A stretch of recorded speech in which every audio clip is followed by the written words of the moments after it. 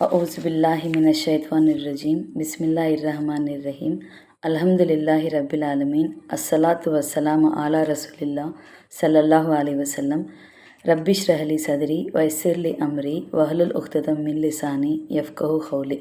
अस्सलामु अलैकुम रहमतुल्लाहि व बरकातुहू। सब जनान को तुम्हें भी ये वीडियो देखने के पहले दरूद और सलाम पढ़ को ये वीडियो देखना शुरू करो। आज का 5 मिनट का मदरसा आपको रजबुल मुरज्जब चलता है सब महीना 3 तारीख के बारे में इंशाअल्लाह हमें 10 बातें पूरे 10 हदीस में 10 हदीस मालूम कर लेने की कोशिश करेंगे।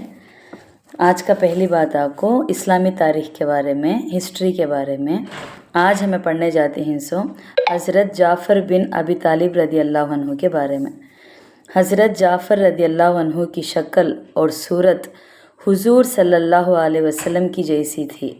वो हज़रत रदी अल्लाह अन्हु के हकीकी बड़े भाई और जनाब रसूल अल्लाह सल्लल्लाहु अलैहि वसल्लम के चचाजाद भाई हैं और हज़रत हमज़ा रदी अल्लाह अन्हु के हमजुल्फ़ का तो साधु हैं।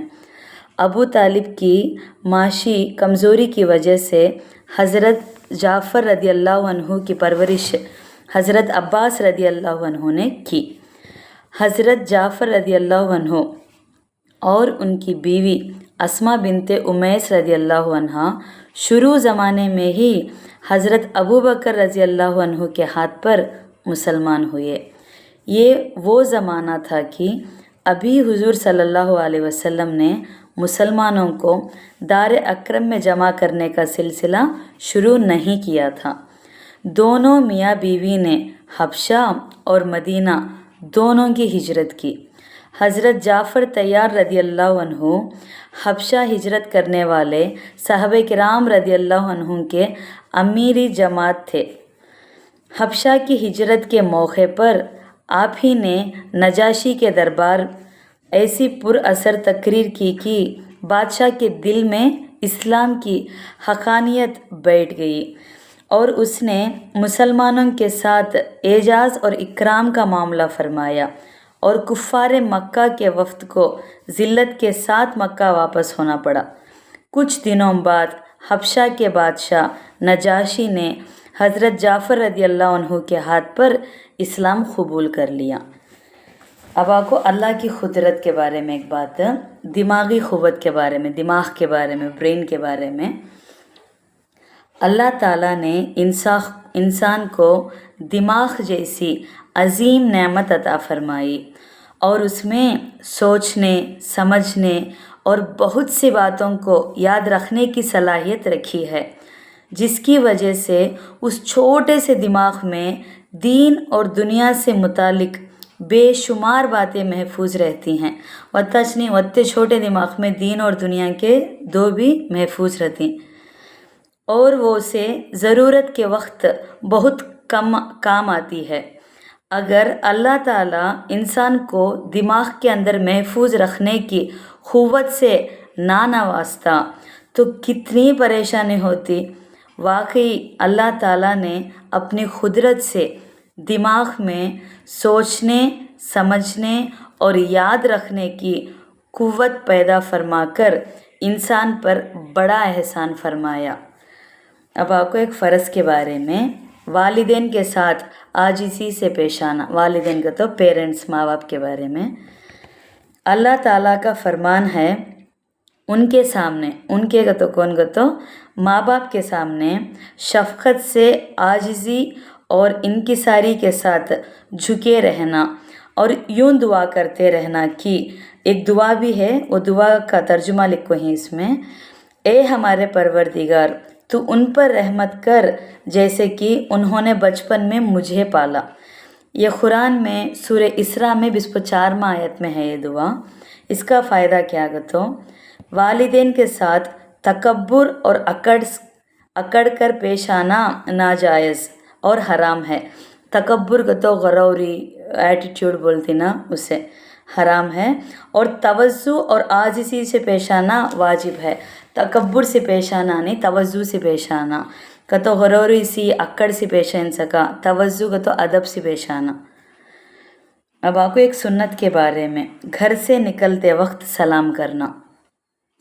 حضرت قتادہ اعلیٰ رحمۃ اللہ فرماتے ہیں رسول اللہ صلی اللہ علیہ وسلم نے ارشاد فرمایا، جب تم گھر میں داخل ہو تو گھر والوں کو سلام کرو، پھر جب گھر سے نکلو تو آخر میں گھر والوں کو سلام کر کے نکلو۔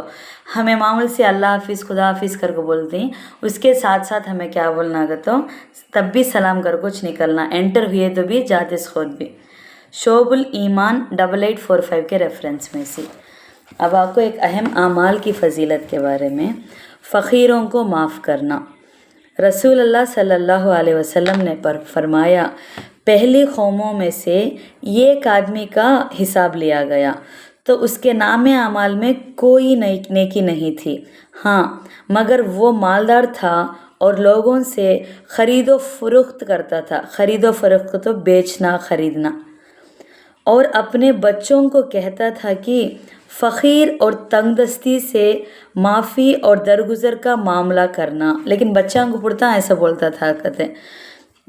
اللہ تعالیٰ نے فرمایا، میں اس آدمی سے زیادہ حقدار ہوں کہ اس سے درگزر کرنا، پھر فرشتوں کو حکم دیا کہ اسے معاف کر دو۔ صحیح مسلم 4080 ابو مسعود بدری رضی اللہ عنہ کے ریفرنس میں سے۔ اب آپ کو ایک گناہ کے بارے میں، موت کی تمنا۔ رسول اللہ صلی اللہ علیہ وسلم نے فرمایا، تم میں سے کوئی بھی شخص کسی مصیبت کے آ جانے کی وجہ سے موت کی تمنا اور خواہش نہ کرے، اور اگر اسے موت کی خواہش کرنا ہے تو یوں کہے، اے اللہ جب تک میرے لیے زندگی بہتر ہو مجھے زندہ رکھ، اور جب میرے لیے وفات بہتر ہو، وفات کا تو موت بہتر ہو تو مجھے وفات دے دے۔ صحیح مسلم حدیث 6990 انس رضی اللہ عنہ کے ریفرنس میں سے۔ اب آپ کو دنیا کے بارے میں، صحیح جگہ اپنا مال خرچہ کرنا۔ رسول اللہ صلی اللہ علیہ وسلم نے فرمایا، وہ بندے جن کو اللہ نے مال دیا ہے اور ان کو صحیح طریقے زندگی بھی دیا ہے، پاس وہ اس مال کے خرچ کرنے میں اللہ سے ڈرتے ہیں اور اس کے ذریعے صلہ رحمی یعنی اپنے اعزاء اور اقارب کے ساتھ اچھا سلوک اور ان کی ہمدردی کرتے ہیں، اور اس میں جو تصرف کرنا چاہیے اللہ کی رضا کے لیے ہی کرتے ہیں، پاس ایسے بندے سب سے اعلیٰ مرتبہ پر فائز ہیں۔ تو اچھے جگہ ہمارا مال خرچ کرنا، جہاں ضرورت مند ہے، جہاں اللہ کو راضی ہے وہاں خرچہ کرنا۔ ترمذی 2355 ابو خبشۃ الانماری رضی اللہ عنہ کے ریفرنس میں سے۔ اب آپ کو آخرت کے بارے میں، قیامت کے دن زیادہ اعمال بھی کم ہوں گے۔ رسول اللہ صلی اللہ علیہ وسلم نے فرمایا، اگر کوئی اپنی پیدائش کے دن سے بوڑھا ہو کر مرنے کے دن تک برابر اللہ تعالیٰ کو خوش کرنے کے لیے چہرے کے بل گھستا رہے تو قیامت کے دن اپنے اس اعمال کو بھی وہ بہت کم سمجھے گا۔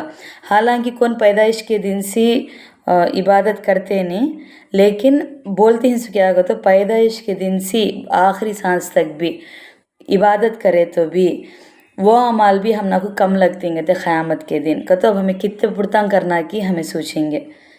مسند احمد 17649 عتبہ بن عبد رضی اللہ عنہ کے ریفرنس میں سے۔ اب آپ کو طب نبوی سے علاج، جادو وغیرہ سے بچنے کے لیے ایک دعا بولیں اس میں۔ حضرت کعب احبار اعلیٰ رحمۃ اللہ فرماتے ہیں، اگر میں یہ دعا نہ پڑھتا تو یہودی مجھے گدھا بنا دیتے۔ یہ دعا کا تو اب جو نیچے ہمیں بولنے جاتی ہیں وہ دعا کرتے۔ وہ دعا کون سی کا تو اعوذ بوجہ اللہ العظیم الذی لیس شیء اعظم منہ وبکلمات اللہ التامۃ اللاتی لا یجاوزہن بر ولا فاجر وباسماء اللہ الحسنی کلہا ما علمت منہا وما لم عالم من شر ما خلق وزرع وبرع۔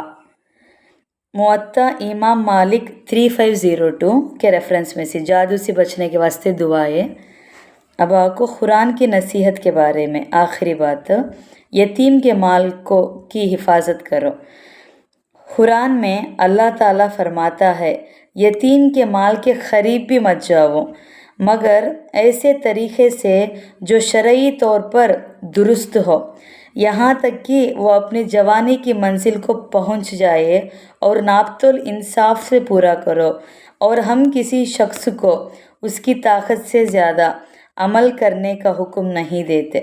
یتیموں کے بارے میں، ان کے مال کے بارے میں بات کریں، سب یتیم کے مال کے بارے میں، یہ آپ کو سورہ انعام میں 152 آیت کے ریفرنس میں سے۔ الحمدللہ آج کا 5 منٹ کا مدرسہ بسپر 3 رجب المرجب کے بارے میں ہمیں 10 حدیث معلوم کر لیے۔ انشاءاللہ ہم بسپر 4 رجب المرجب کے بارے میں کل بات کر لیں گے۔ السلام علیکم ورحمۃ اللہ وبرکاتہ۔